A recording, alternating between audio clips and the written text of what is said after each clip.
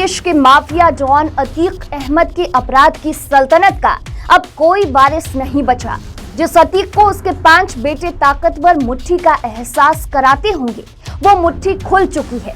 5 में से एक बेटा असद अहमद पुलिस एनकाउंटर में ढेर हो चुका है, तो अतीक के ताकतवर मुट्ठी की बाकी 4 उंगलियां यानी उसके बाकी 4 बेटे भी कानून की गिरफ्त में है। अतीक चाहता तो अपने 5 बेटों की परवरिश उन पांडवों की तरह कर सकता था जो हमेशा सच और धर्म के साथ रहे, लेकिन अतीक ने अपने बेटों के भविष्य के लिए अपराधों की कौरव सेना बना ली। अतीक पर 100 मामले दर्ज हैं और अभी एक में सजा हुई है। आज पंचतत्व में हम आपको अतीक के आतंक की मुट्ठी यानी उसके बेटों के बारे में बताएंगे। कहानी खौफनाक है क्योंकि इस कहानी में एक पिता ही अपने बच्चों का विनाशक नजर आएगा।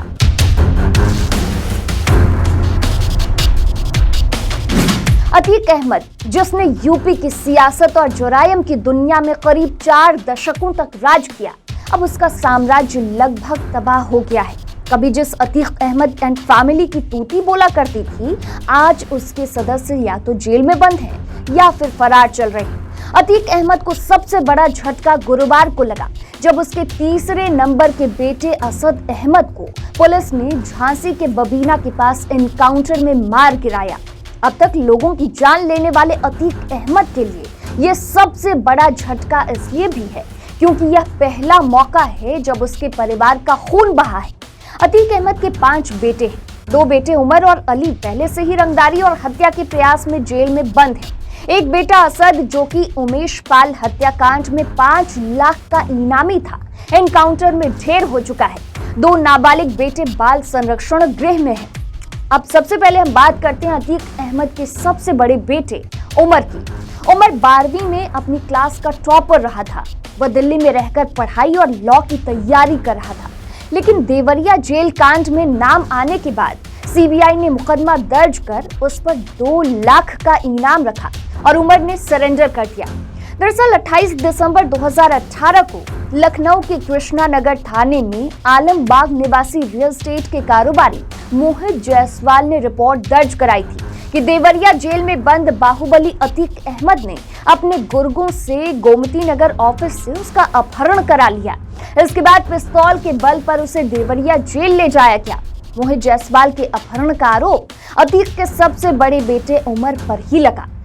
आरोप है कि मोहित जायसवाल का अपहरण करके उमर उसे देवरिया जेल ले गया था। उस समय अतीक उसी जेल में बंद था। जेल में ही अतीक ने एक सादे कागज पर मोहित जायसवाल से साइन करने को कहा। जब उसने ऐसा करने से मना कर दिया, तब अतीक के गुर्गों और उसके बेटे ने उसे तमंचे और लोहे की रॉड से पीटा। बेहोशी की हालत में स्टाम्प पेपर पर साइन कराकर करीब 45 करोड़ की प्रॉपर्टी अपने नाम करा ली। इतना ही नहीं, अतीक के गुर्गों ने उसकी एसयूवी गाड़ी भी लूट ली। इसी मामले में अतीक अहमद का बड़ा बेटा उमर लखनऊ जेल में बंद है। अब बात करते हैं अतीक के दूसरे बेटे अली की। अली ग्रेजुएशन की पढ़ाई कर रहा था। अली पर अपने रिश्तेदार से 5 करोड़ रुपए की रंगदारी मांगने का आरोप लगा। जब पुलिस ने दबिश दी तो अली फरार हो गया। फिर अली पर पुलिस ने 50,000 रुपए का इनाम घोषित किया। इसके बाद अली ने भी कोर्ट में सरेंडर कर दिया। वह फिलहाल प्रयागराज की नैनी सेंट्रल जेल में बंद है। अब बात अतीक के तीसरे बेटे असद की, जिसका एनकाउंटर गुरुवार को किया गया। अतीक के तीसरे बेटे असद ने इसी साल 12वीं की परीक्षा पास की। ऐसा कहा जाता है कि अतीक की विरासत असद ही संभाल रहा था। असद ने 6 महीने पहले ही जुर्म की दुनिया में कदम रखा था। उमेश पाल हत्याकांड से पहले असद पर कोई भी आपराधिक मामला दर्ज नहीं था। 24 फरवरी को प्रयागराज में दिन दहाड़े उमेश पाल की हत्या के बाद असद अहमद यूपी का मोस्ट वांटेड क्रिमिनल बन गया था। पुलिस को शक था कि असद आधा दर्जन शूटरों की अगुवाई कर रहा था। असद अहमद अपनी गिरफ्तारी के डर से फरार चल रहा था। यूपी पुलिस की मोस्ट वांटेड लिस्ट में शामिल असद पर इनाम की राशि भी बढ़ाई गई थी। पहले असद अहमद की गिरफ्तारी पर यूपी पुलिस ने 50,000 रुपए का इनाम रखा था। इसके बाद इसे 2.5 लाख रुपए कर दिया गया, फिर 5 लाख रुपए। असद अहमद 24 फरवरी 2023 को प्रयागराज में उमेश पाल मर्डर को अंजाम देने पहुंचा था। सीसीटीवी में वह हाथ में हथियार थामे हुए दिखाई दिया था। कहा जाता है कि उमेश पाल मर्डर की कमान उसी ने संभाल रखी थी। असद ने लखनऊ के बड़े स्कूल से इसी साल 12वीं की परीक्षा पास की थी। उमेश पाल हत्याकांड के दौरान असद का सीसीटीवी फुटेज मिलने के बाद वह पुलिस की रडार पर आ गया था। पिता अतीक और चाचा अशरफ की गैर मौजूदगी में अतीक के 2 बड़े बेटे उमर और अली पिछले कुछ सालों से गिरोह चला रहे थे। उस समय असद पढ़ाई कर रहा था। पुलिस को शक था कि असद ने उमेश पाल की हत्या की योजना बनाने के लिए जेल जाकर अतीक और अशरफ से सलाह ली थी।